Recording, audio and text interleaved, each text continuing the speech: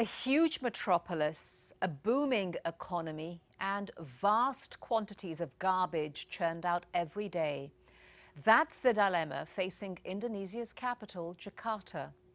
But now the country, with over 100 million people under the age of 25, is looking to its youth for an answer.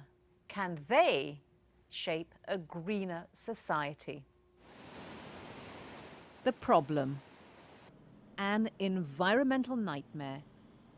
6,000 tons of garbage generated every day by one of the world's biggest megacities, Indonesia's capital, Jakarta.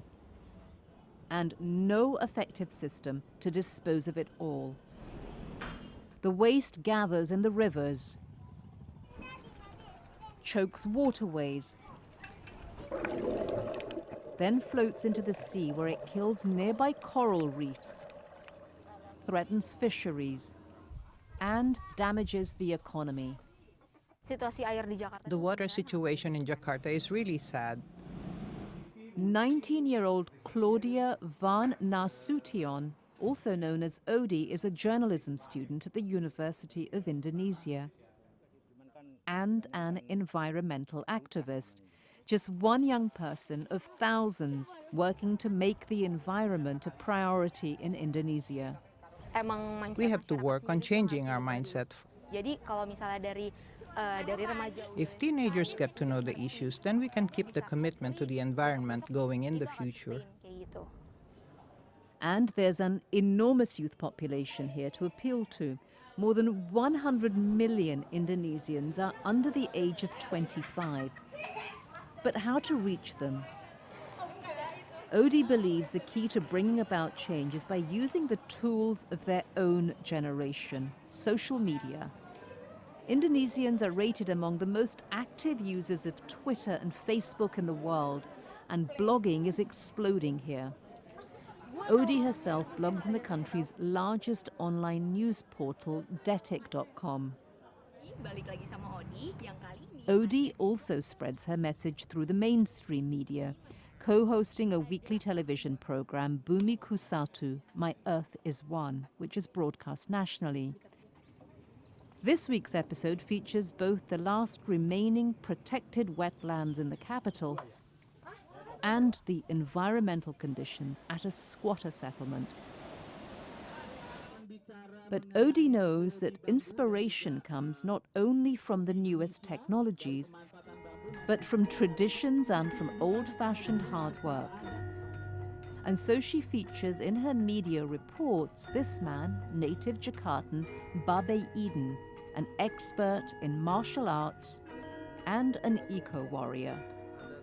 Babe Eden nurtures 40 hectares of land just on the edge of the city. Babe Eden is number one. He doesn't have any formal training or education, but he's made a real difference to the environment. Nature is the heritage of our grandchildren.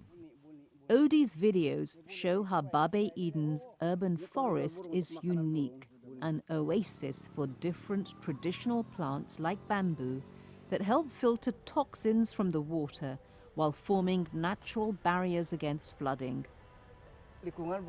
Respect for the environment isn't about rules and regulations. It's about connecting with your culture.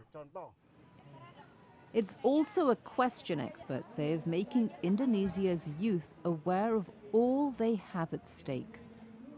The youth looks to the future. They want to know, where is my place? Will the future be bright?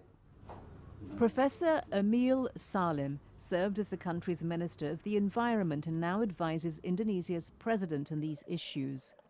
How can we get more from the sea without destroying the content of the sea? How to get more from soil, from forest, without destroying the forest? The key answer is brain power, science and technology.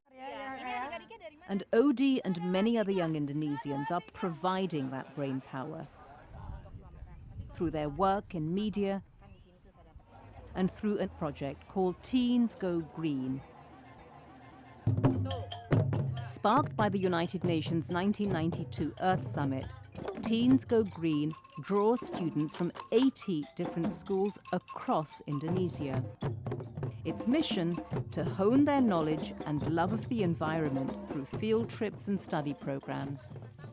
Give the youth a vision of a world that is still sustainable, that when the leaders will fade away, the youth, when they come up, will still see a bright future. Ensuring that bright future for Indonesia, the fourth largest country in the world, is an enormous task.